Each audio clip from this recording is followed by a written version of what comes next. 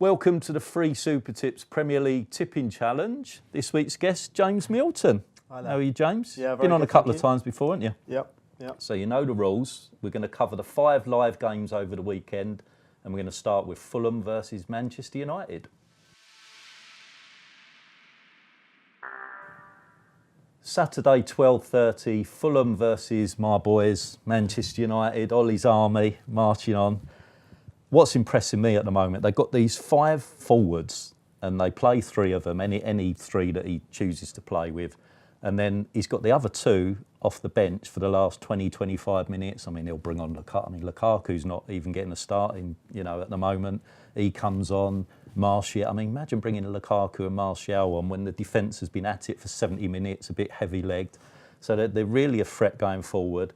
I must give a mention to Herrera as well and Matic just in front of the back 4. I think they're doing a great job because that back 4's still iffy, without a shadow of a doubt. Fulham, they can get at this United back 4, definitely. They're actually 14th in the home league table. I was quite surprised at that, considering where they are in the actual league. They've got 17 in 12 goals at home, Fulham. So we think they can net. Only Tottenham have scored more away goals than United. So there's goals in this game. Our main selection is going to be for Man United to win, but also for both teams to score. And for a correct score, we're going to go 2-1 United. Yeah, I definitely like that line of thinking. I mean, United, I think, as you mentioned, they're so impressive away from home because of that strength off the bench.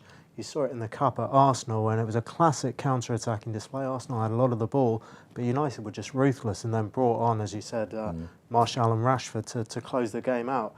I mean, what I would say is that Fulham's defence, we've seen it all season long, they are just hopeless. And through the middle of the team as well, centre midfield looks weak, centre backs look weak. You know, I think over 3.5 goals is probably a decent bet in this one. Fulham, as you mentioned, can score goals, but I just don't think they're going to be able to help themselves. I think they're going to get dragged into an open game, and I think United will pick them off. One other one I'd mention, Paul Pogba, goal scorer.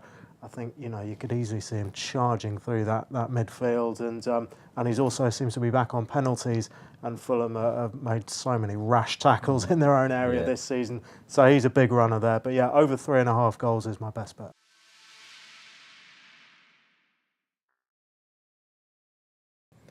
Saturday, 5:30, and we've got the classic Brighton versus Burnley. No one will be going out while that's on, I'm sure.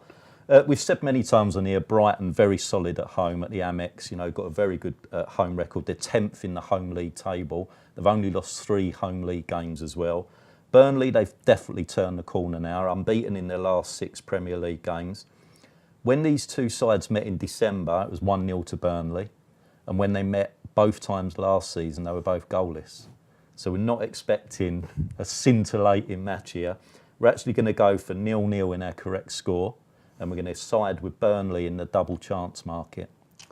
I'm maybe made to look very foolish with this tip. I'm actually going for both teams to score. I'm swimming against the tide of those stats.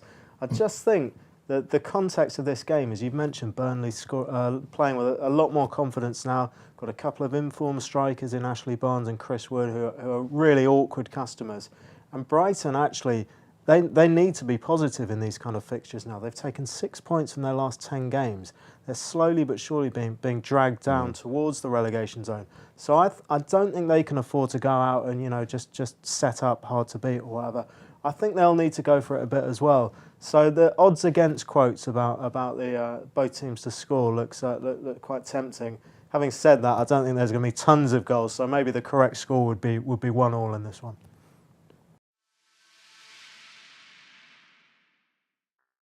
Sunday, 1:30, we've got Tottenham versus Leicester. Now, we should say this quietly, but Tottenham are back in the title race, I believe. Every time you mention it, they'll then go on and lose their next game and drop back out of it again. But currently, they're only 5 points behind. They're the only team in all 4 divisions yet to draw a match. So you've got to think that one of them's due. They managed quite well in the league without Harry Kane and Dele Alli, and obviously Son returning from international duty saved them on a couple of occasions. Leicester, they're just so unpredictable. I mean, we look at some of their results. They beat Man City, they beat Chelsea, went to Anfield and got a point, but in between that, they've lost some really funny games, so they're not easy to work out. We're going to side with Tottenham. They can't let this winning run come to an end. They're just on the, just not too far behind the leaders. They've got to stick in there. So we're going to side with Tottenham, and for a correct score, we're going to go 2-0. Yeah, I think a low-scoring Tottenham win is the order of the day here. I mean, Leicester obviously do raise their game in these big fixtures. 7 of their last 8 have been under 2.5 goals, so that's an interesting one. Although you said how unpredictable they are. The exception to that was a 4-3 defeat at Wolves. So they are the kind of team that as a punter you pull your hair out over, really. But I mean, Tottenham have done remarkably well to keep up with the pace being set by Liverpool and Man City. Only 5 points off it. It's an amazing effort, really. And they just keep scoring these late goals, against Fulham, against Watford, against Newcastle. 4 of their last 5 goals have come in the 80th minute or later. Yeah. So my bet is a draw at half-time, Tottenham to be winning at full-time. And yeah, actually I like the look of that 2-0 Tottenham correct score.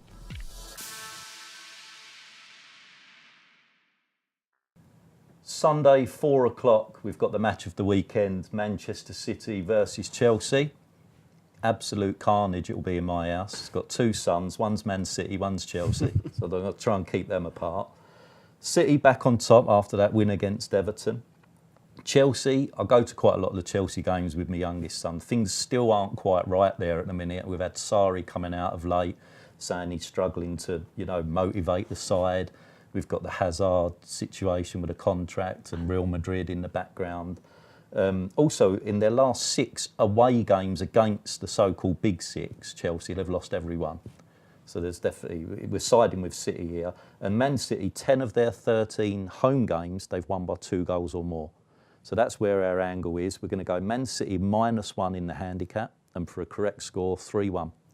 Yeah, I see City taking charge of this quite early on, actually. I mean, the last 10 Premier League games, they've scored the first goal, and the latest of those was Laporte's goal at Everton, which was obviously just before half-time. So, they have tended to fly out of the traps. Even in the reverse fixture, which they lost, they were terrific in the first half, could have been out of sight. Pep Guardiola said it was an exceptional first half performance. So I think they can take charge. City to be winning at half-time and at full-time. I think, as you said, Sarri is playing a dangerous game at Chelsea, coming out and blasting his players so publicly. I think we've seen at Chelsea, they don't tend to respond well to that kind of treatment. So I think he's playing a dangerous game, and I think City will win pretty easily. I'm going to go for 2-0 Man City.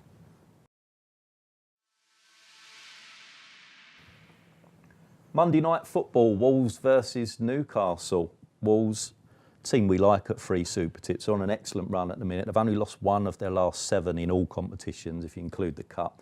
Newcastle themselves, though, haven't been too bad of late. They had that good victory over Cardiff, and then the momentum took them into that surprise victory over City. Wasn't disgraced against Tottenham, lost, last 10 minutes. Wolves, though, as I say, they're a classy side.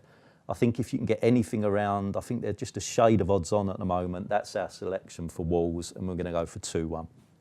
I'm actually going the other way on this one. Newcastle will draw double chance. I really rate Wolves. You've made a great case for them. They've been terrific recently, obviously beating Leicester, West Ham, Everton really impressively. But all those teams were in pretty poor form, and I think this is actually the kind of fixture that Wolves seem to find a bit more difficult. They lost at home to kind of Palace and Huddersfield and Watford, and Newcastle. They really are scrapping for Rafa Benitez. All the kind of trouble behind the scenes, with the running of the club. They've had a really tough run of fixtures since Christmas, and they've come through it impressively. I mean, narrow defeats in big games at Chelsea and Tottenham. Obviously, that stunning win against City, and a really valuable win over Cardiff when they were just looking like being dragged down.